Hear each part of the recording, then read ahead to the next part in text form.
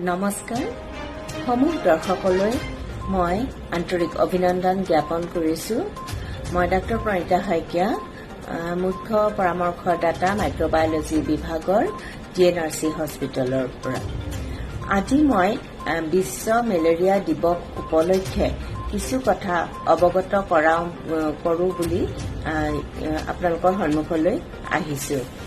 বিশ্ব স্বাস্থ্য সংস্থা বা WHO এটা আন্তৰ্জাতিক অনুষ্ঠান আৰু এই অনুষ্ঠানে বিভিন্ন মাৰাত্মক ৰোগ সমূহ লৈ কিছুমান দিৱস উদযাপন কৰে আৰু তাৰ সজাগতা নিয়ন্ত্ৰণ আৰু নিৰ্মূলৰ বাবে অহৰহ প্ৰচেষ্টা চলাই আহিছে।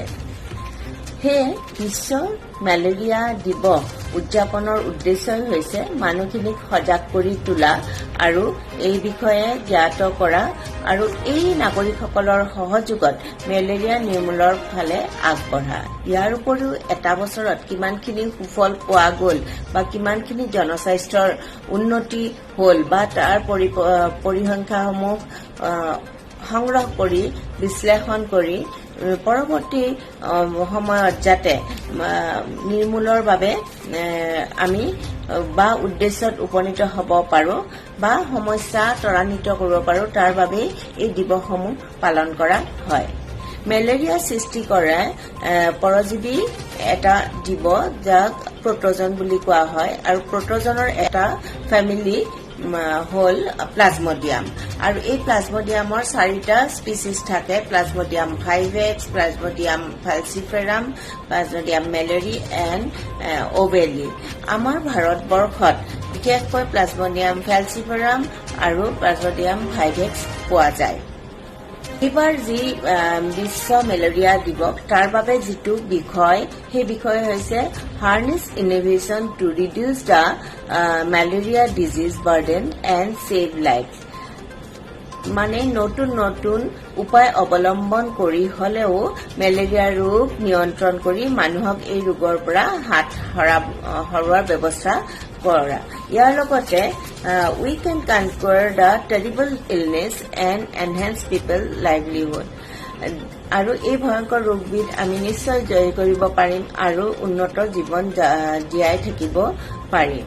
2020 চনত 241 মিলিয়ন মেলেৰিয়া ৰোগী চিনাক্তকৰণ হৈছিল গোটেই পৃথিৱীতে আৰু তেতিয়া 6,27,000 মানুহ মৃত্যুমুখত পৰিছিলে আৰু তাৰ ভিতৰত শিশু আটাইতকৈ বেছি আছিল।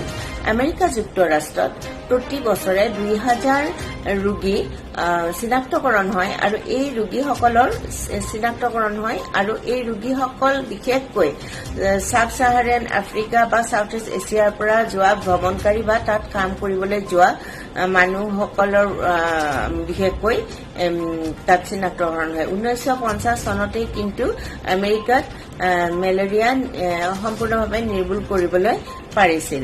ইয়াৰ বিপৰীতে ভাৰতত 2007 চনত 1.51 মিলিয়ন ৰোগী ধৰা পৰে আৰু 68,520 জন ৰোগী 2021 চনত ধৰা পৰে আৰু 2007 চনত 1,311 জন মানুহৰ ৰোগীৰ মৃত্যু হোৱাৰ পৰিৱৰ্তে 2021 চনত 35 জন লোকৰ মৃত্যুমুখত পৰিলে। গতিকে নিৰ্মূলৰ ফালে যেতিয়া আমি আগবাঢ়ি যাম তেতিয়া আমি সংক্ৰমণৰ বিষয়েও জানিব লাগিব, কি ধৰণে সংক্ৰমণ হয়। এই মেলেৰিয়া জীৱন বৃত্তৰ 2টা স্তৰত আমি সমাপ্ত হয়।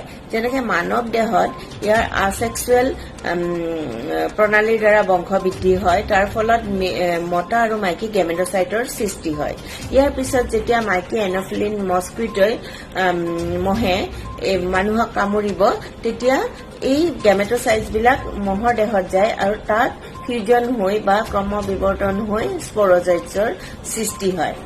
এতিয়া মানুহৰ দেহত কমেও 12টা গেমেট'চাইটছ যদি থাকে প্ৰতি 1 মিলিলিটাৰ ব্লাডত আৰু তাৰ ভিতৰত মাইকী গেমেট'চাইটৰ সংখ্যা বেছি হয়, তেতিয়াহে ই সংক্ৰমণ হয় বা মহৰ দেহত ইয়াৰ বংশবৃদ্ধি আকৌ এবাৰ সংক্ৰমণ হ'ব পাৰে। গতিকে আমি এই কথাটো গম পালো যে যিহেতুকে এই মহৰ মূল প্লাজমডিয়াম ফালচিফেৰাম ভাইভেক্স বা এই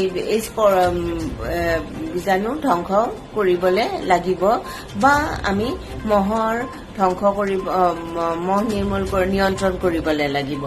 ইয়াৰে লক্ষণসমূহ যদি আমি চাওঁ, জ্বৰ 38 ডিগ্ৰী চেলচিয়াছ বা তাতকৈ বেছি হ'ব পাৰে। জ্বৰ উঠাৰ আগে আগে খুব ঠাণ্ডা লাগে, প্ৰায় 1 ঘণ্টা 2 ঘণ্টা ঠাণ্ডা লাগিব, বহুতখিনি কাপোৰ ল'ব।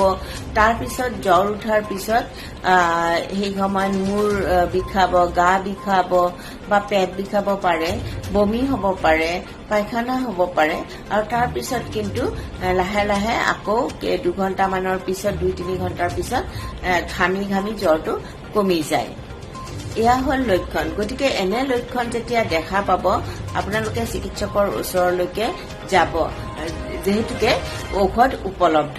এই ঔষধবিলাকৰ ভিতৰত আছে ক্লৰকুইন ফছফেট, প্ৰামাকুইন ফছফেট, আৰ্টিমিচিন বা আৰ্টিচিনেট, এভ'কুইন। কিন্তু এই মেডিচিনবিলাক যেতিয়া দিয়া যাব, তাৰ আগতে এই কথাটো জানিব লাগিব যাতে প্লাজমডিয়াম ভাইৰাছ ক্লৰকুইন ৰেজিষ্টেণ্ট নেকি, মানে ক্লৰকুইনে টাইম দিব নে নিদিব, এইখিনি কথা জানি ল'বলৈ লাগে। এতিয়া যদি আমি প্ৰিভেনশ্যনৰ কথা আহোঁ, প্ৰিভেনশ্যন আমি 3টা স্তৰত প্ৰিভেনশ্যন বা প্ৰতিৰোধ কৰিবলৈ লাগিব। এটা হ'ল জীৱাণুবিধৰ নিয়ন্ত্ৰণ কৰিব লাগিব বা কাৰকৰ নিয়ন্ত্ৰণ কৰিব লাগিব, উৎসৰ নিয়ন্ত্ৰণ কৰিব লাগিব। গতিকে আমি মহৰ নিৰ্মূল বা নিয়ন্ত্ৰণ কৰিব লাগিব আৰু মহে যাতে কণী নাপাৰে বা মহবিলাক যিমান পাৰো নিয়ন্ত্ৰণত ৰাখিব লাগিব।